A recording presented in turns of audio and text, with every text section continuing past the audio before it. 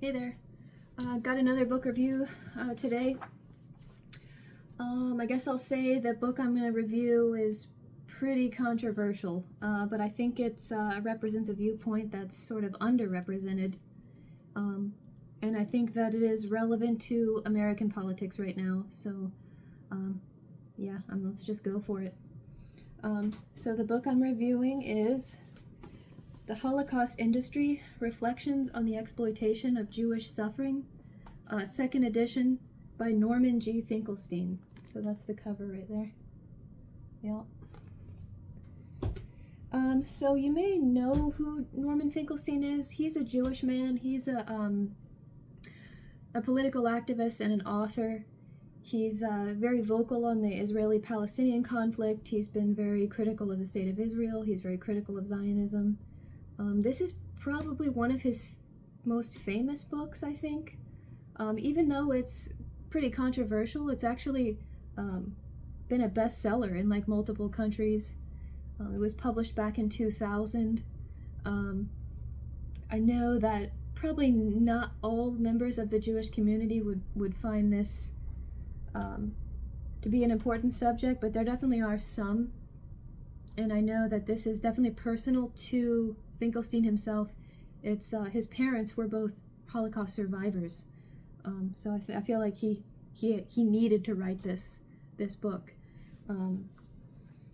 It's basically 3 chapters. The first 2 chapters are good, but the 3rd chapter is the best. Like it's the first couple chapters, they're like the roll of bread and the side salad and the green beans, and the 3rd chapter is like the meat and potatoes. That's the hearty stuff. So, but I'll cover briefly the first 2 because they're important as well. So, the first one, well, I guess I'll just say like the purpose of the book is to define and demonstrate the existence of what Finkelstein calls the Holocaust industry, right? So the industry is made up of like Jewish organizations, members of the Jewish elite business class, government officials, representatives of the state of Israel, and sometimes like criminals. He makes a distinction like early on in the book between the Holocaust and the Nazi Holocaust, because he wants to stress that the Holocaust is really an ideological representation of the historical event, whereas the Nazi Holocaust was the actual historical event. He's going to tackle some of the narratives that are being pushed out by the Holocaust industry, because they're kind of messing things up and they're corrupting the integrity of the historical record. So I mean, that's good what he's doing. Chapter 1, he discusses like how the Holocaust industry arose.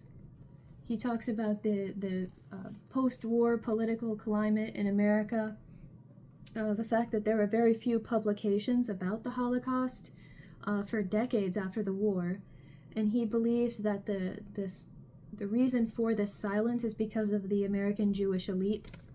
He says that the Jewish elite were at that time considered it to their advantage to sort of blend in with the American upper class. So they had a sort of a right-wing conservative political stance, and they tried to distinguish themselves from like left-wing Jews and left-wing Jewish causes. So things like the Holocaust remembrance, the state of Israel were associated with left-wing Jews, but left-wing Jews were also supportive or sympathetic to the Soviets, and they definitely didn't want to be accused of having communist sympathies. They also didn't want to be accused of having dual loyalty, so it was their advantage to not really make a big deal out of this, at least publicly. So he points out something interesting. So most people would probably know that the State of Israel came online in 1948, right? And they had a war in 1967 between themselves and the Arabs, right? And the Israelis, they won that war. And Finkelstein is talking about how it was only after that victory in 1967 that you started seeing Holocaust remembrance entering into American Jewish life. He believes this has something to do with the victory, and that now Israel can be seen as sort of a strategic asset to the United States. There's this image that's being created that they're like manning the front lines against the Arabs and things like that. And then they have another victory in 1973. They start losing favor with the international community, and they start gaining favor with the United States. They also start getting a lot more U.S. military backing. Holocaust remembrance is on mainstream by now. Well, it was in 1967, but it's more mainstream at the point of 1973. There's also more news articles about Israel starting to appear. And he also mentions that there's this like a kind of a fear-mongering rhetoric about a new anti-Semitism emerging throughout the 70s. So that's kind of where the main areas that he's focusing on in chapter 1. Chapter 2 is where he starts looking at the narratives that are forming around the Holocaust. He goes through some publications. He talks about awareness campaigns, museums. He dissects some of the statements made by the public figures that promote this kind of Holocaust ideology. He says the narrative has two basic dogmas. The one is that the Holocaust is categorically unique in history, and the other one is that the Holocaust is a result of an irrational hatred, an irrational Gentile hatred of Jews. Okay, that should sound familiar. The people like the Ben Shapiro's and the Josh Hammers are pushing that kind of a thing. And he kind of frames it up as, these two dogmas are sort of like a 1-2 punch of political utility that can be used to sort of deflect responsibility and shut down any criticism of some of these Jewish organizations and the State of Israel, right? He does go into some hoaxes. Actually, this is pretty interesting. He goes into hoaxes. There's two main ones that he goes over. The first one is The Painted Bird by Jerzy Kosinski. This is funny. I'm going to read this little piece. It says, the book was purported to be Kosinski's autobiographical account of his wanderings as a solitary child through rural Poland during World War II. In fact, Kosinski lived with his parents throughout the war. The book's motif is the sadistic sexual tortures perpetrated by the Polish peasantry. Pre-publication readers derided it as a pornography of violence and the product of a mind obsessed with sadomasochistic violence. I believe the other one had that in there too. This is kind of a running theme if you know anything about, lighting accessories or, like diabolical machines and whatnot. You understand this is kind of a... Anyway, what he says of the second book, which is Fragments by Benjamin Wilko-Mirsky. Like Kosinski, Wilko-Mirsky portrays himself as a solitary child survivor who becomes mute, winds up in an orphanage, and only belatedly discovers that he is Jewish. And the Wilko-Mirsky guy wasn't even Jewish. He just made it up. Straight up. Just made it right up. I believe he was living in Switzerland. Was he living in Switzerland? I'm not sure. Anyway, but that part's interesting. Let's see. A really good part of this chapter is he digs a lot at Elie Wiesel. And it's funny.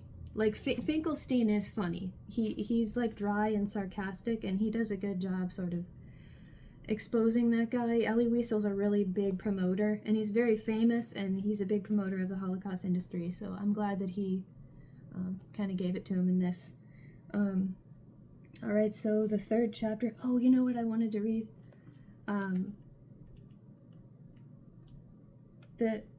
This is the first paragraph of chapter 2, but I thought it was so well articulated that I'm just going to read it. It's just short.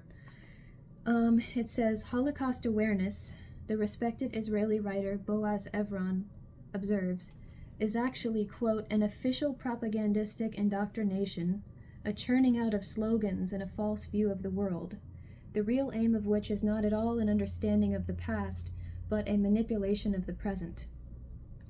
That was pretty good. That's sums it up. So chapter 3. Alright, so this is, it covers like multiple things, but all related to the issue of Holocaust compensation, right? He kind of opens up the chapter talking about the manipulation of the number of Holocaust survivors, right? Like when you hear the term Holocaust survivor, you're thinking somebody who like went through that, somebody who was in a ghetto or concentration camp or slave labor camp or something. That's what you think, right? But this definition has been expanded over time. And he thinks, like, he poses the question, like, why would Jews agree to the title of Holocaust survivor, when they didn't even like live through that or something? And Finkelstein offers the idea that, you get kind of a martyr status by claiming to be a survivor. But he also includes a quote from Tom Segev from his book, The Seventh Million, and Segev believes it's because of material gain, and that is Finkelstein's transition into the compensation issue. Okay, so let me say first that like one of my criticisms about parts of this book is that there's areas where I wish he would just include more information about the timeline leading into it. Like he mentions the claims conference a few times, but he doesn't really get into he doesn't give enough details. He devotes a couple paragraphs to it and then argues against how they spend the money. And I wish that he would put more information in there. Because, if you're going to write the book, But I'll include like a document that I read that was kind of supplemental to this one. And it goes over more of the history about like Holocaust compensation, but I'm not going to go too much into that now. Something I will say is that this created a huge controversy. Just ever since the Holocaust compensation began, there's been this issue between where does the money go? Do you devote it only towards things that are important to Jewish organizations, or do you devote it to just the victims? I watched this video of two Jewish guys discussing this, and it's like, they were kind of talking past each other, which sort of reveals that there's two different things going on. There's two different mindsets. There's two different goals. On the one hand, like if you asked me morally, like that should the money go to victims, it'd be like, yeah, if it was a moral question. But on the other side, if you're gonna be just ruthlessly pragmatic, right? Like the most intelligent thing would be to put the money towards the rebuilding of Jewish culture, which I think is why the Holocaust industry and a lot of these Jewish organizations, Jewish elites, Israel, which is why they push this. And that got me thinking a lot, about why you would prioritize Jewish institutions and Jewish cultural centers, right? Like think about America. Think about things that we've lost in America, and how important that is to people's cultural identity, right? Also, I was thinking all of this stuff that they have is this, like the West is kind of their seat of power as of now and many years prior. It's just, I don't know, it made me think a lot about things. And you can definitely tell that the reason they invest so much money into institutions and cultural centers and, you know, churches or synagogues and things is that Jewish organizations, they're thinking long term, right? This is a long term sort of a strategy. So I don't know, that's just interesting. It was interesting to see two guys discussing it. I don't know, yeah. Anyway, so I would say the main reason to read this book is over the Swiss banks case. I mean, he devotes most of the book to this issue, and this is very, very interesting. So there's a lot of details, and I wrote like this huge outline about this case because I just need that information.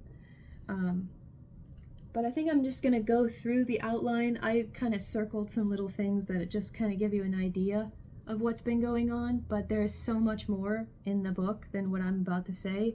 It's just, hopefully this will get you into, you know, questioning this, and I don't know, hopefully it inspires you to buy the book and read it, because I really do feel it's worth it. 1 second.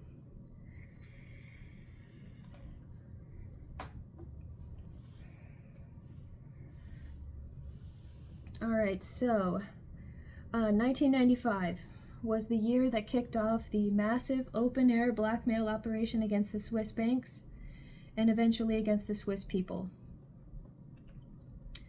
Okay, so later in the year of 1995, Edgar Bronfman, by the way, keep that in your mind, you probably heard that name before, the Bronfmans, okay? President of the World Jewish Congress and Rabbi Israel Singer, Secretary General of the World Jewish Congress, met with Swiss bankers.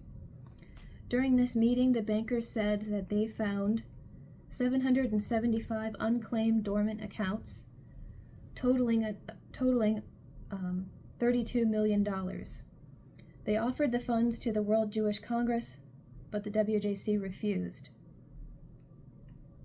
Jewish organizations originally alleged that the Swiss denied the heirs of Holocaust survivors funds totaling between $7 and $20 billion from these dormant accounts, with no evidence. This is a guess. They just pulled this out from beneath the yarmulke, okay? 7 to 20 billion, no evidence of this. So Bronfman and the WJC got political support. I'm just going to go through that. They allied with Senator Al D'Amato from New York. They got support from President Clinton, support from 11 agencies in the federal government. They used the press to create a smear campaign against the Swiss. And then members of the Jewish organizations also began disseminating disinformation. You know, they started using the House and Senate banking committees as their launch pad. So, like, very little of what they present in these committees is really evidence-based. It's mostly just melodrama and sensationalism. Like, they were using like little old Jewish ladies, and then they had Elie Wiesel at one of them or something, and he was just there to, you know, like spew, you know what I mean? Meanwhile, the Swiss had already organized a committee in April of 1996 to investigate the issue of paying out some of these dormant accounts to Holocaust survivors. Right? The committee is known as the Volcker Commission because it's headed by former chairman of the U.S. Federal Reserve Bank, Paul Volcker. It included 6 members, 3 from the World Jewish Restitution Organization, WJRO, and 3 from the Swiss Bankers Association, right? But before the commission could begin their investigation of the Jewish organizations, or of the Holocaust survivor accounts, Jewish organizations were putting pressure on the Swiss to just give us a settlement, to give them a settlement. In the WJC, they use the needy Holocaust survivor excuse, which is used for everything. Switzerland, because they, addressing the needy Holocaust survivors, Switzerland gave $200 million to they put it into a fund called the Special Fund for Needy Victims of the Holocaust.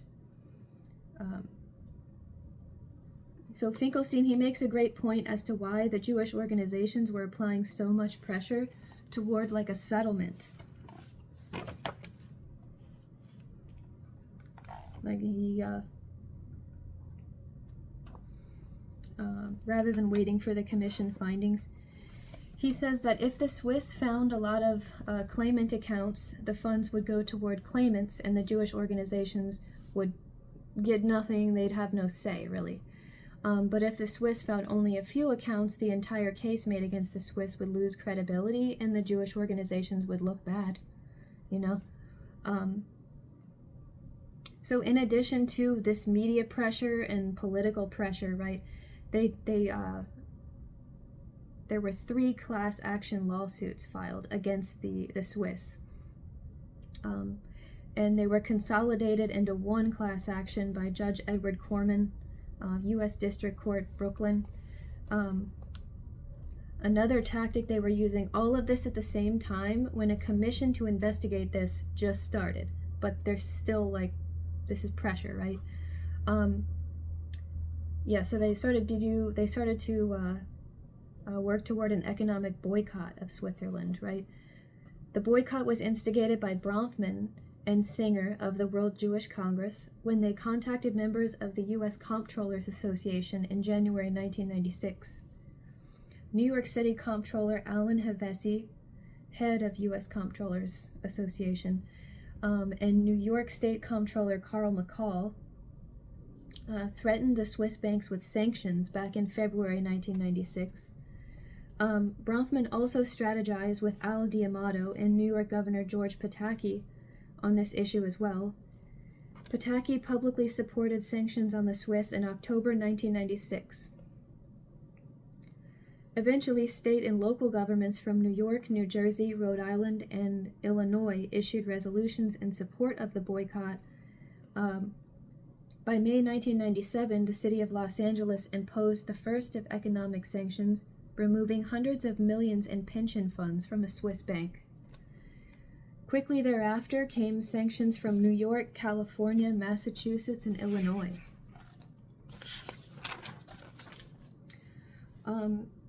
These are good.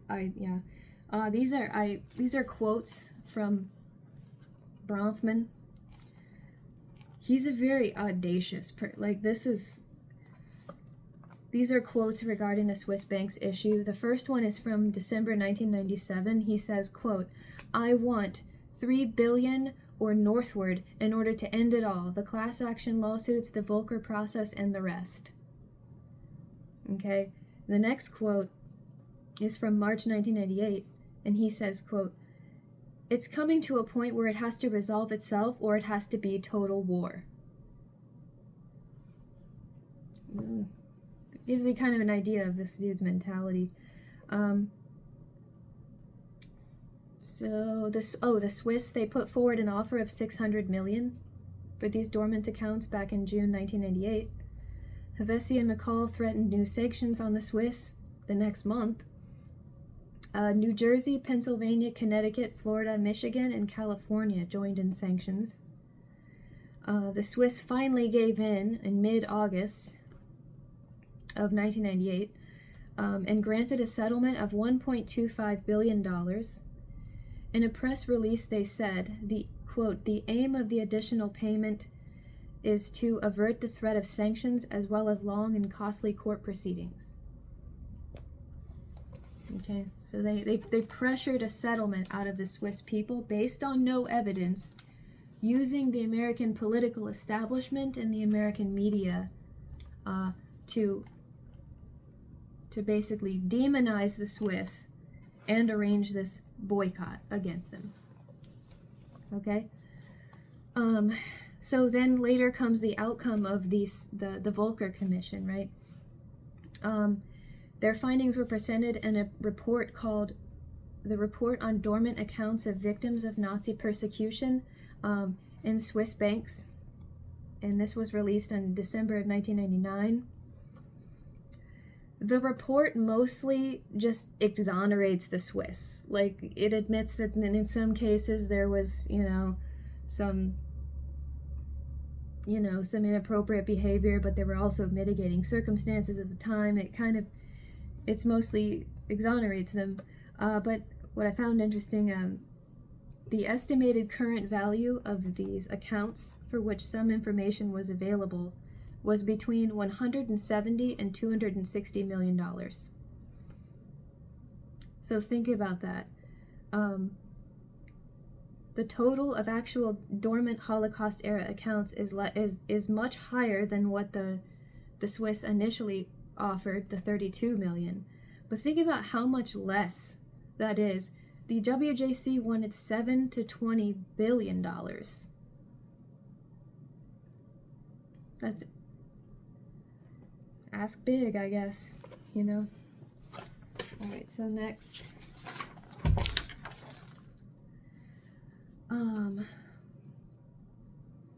Oh yeah, so the disbursement of funds from the Swiss settlement.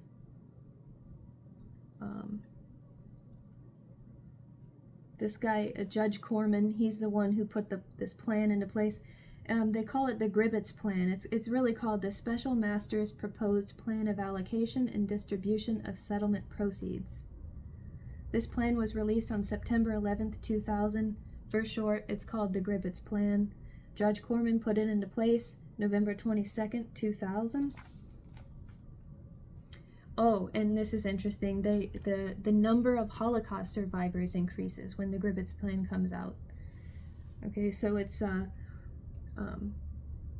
not only just people who have suffered through the Holocaust, it also includes Russian Jews.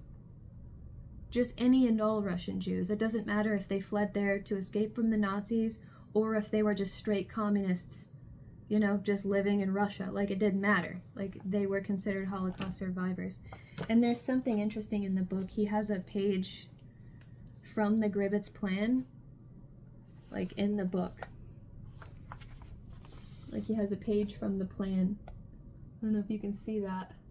But it says, in that box and in there, it says, the estimates range from a low of 832,000 Jewish survivors to a high of 960,000 Jewish survivors. So according to the Gribbets Plan, they're claiming that there are 1 million people in the year 2000 who are survivors of the Holocaust.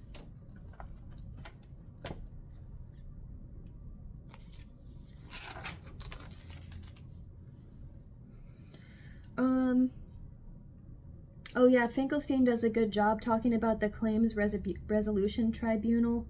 That was just like the mechanism for processing claims in distributing the money from the Swiss settlement. But there's a lot of really, really weird things going on with that. There's so much detail in this outline, so I'm just going to talk about a couple little things. One of the most just glaringly obvious indicators that there's something dirty going on is this personnel problem. They start having this issue. Okay, so listen to this. There's two CRTs. The CRT 1 was basically thrown out, and they had to reconvene and start CRT 2, which is, there's slight, there's kind of like variations between them, but I'll, if you read the book, So the personnel issues. 2 Swiss lawyers resigned in April 2002. 6 foreign colleagues asked to resign shortly after that, 3 of whom were Jewish. By June, a third of the staff were gone, including the Secretary General Veiho Heiskanen. I think his name, I don't know, but he's from Finland. All 16 of the senior judges left, either through resignation or firing. Okay. These are people who are experienced. They were in CRT 1. In CRT 2, just there's suddenly problems, you know. Finkelstein points out really good stuff about this guy Bert Newborn. I think he's one of the special masters, of the CRT. He recommends to Judge Corman to relax the standard of proof, right? He keeps pushing for stuff like that. Corman actually later agrees to pay out larger sums to claimants. Even people holding accounts with like small balances. His reasoning for that was the unsupported notion that the accounts were low because they had been manipulated by the Swiss. So we're talking like $50,000 was the average payout for a Holocaust victim account. That jumped to an average of $115,000. As of the writing of Finkelstein's book, no claims have officially been rejected. I believe this came from Postscript 2, which was in 2002.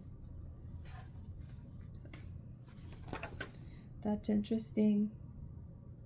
I guess I'll close out with this. There's so much more, and it's so juicy. But I'll close out with this. Remember when I said that the Gribbets plan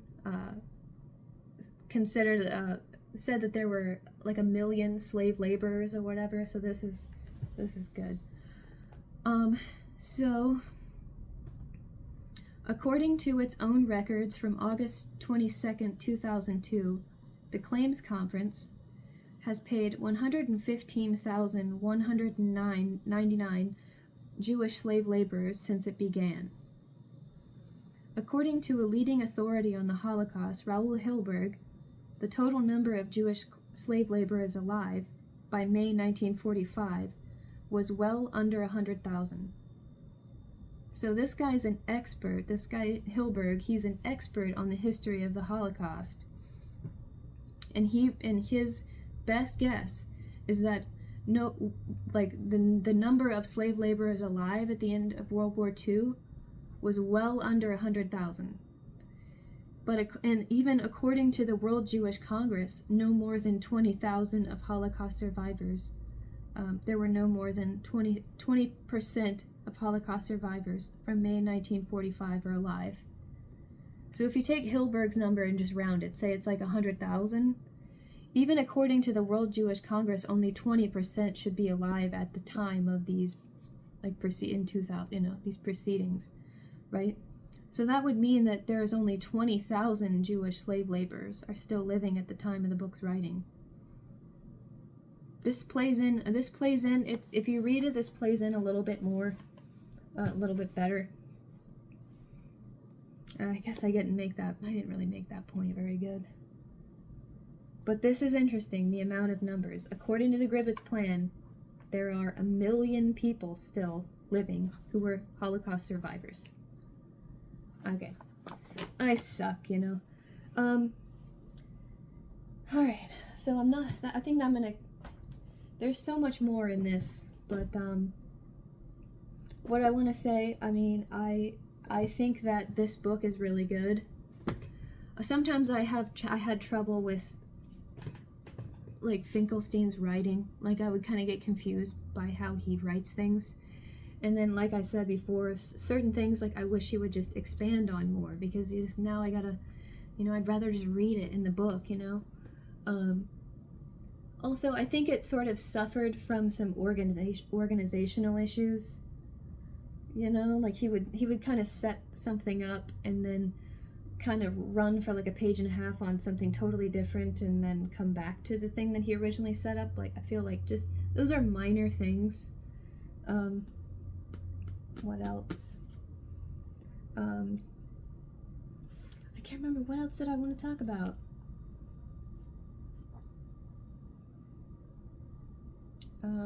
I did want to say that just know going in that he's a leftist. So you know, sprinkled within the book is just like moments where he goes off on a like a leftist cause or a leftist position on things. So just kind of go, you know, if you're like on the right or something like that, you know, just know that he's that way. Actually, I think Finkelstein's like might actually be just like a straight communist, but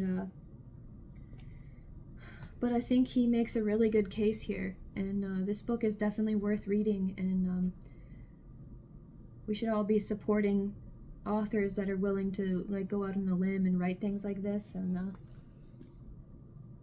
oh yeah, I recommend it. So hopefully this review didn't suck too bad. Thank you. Take care.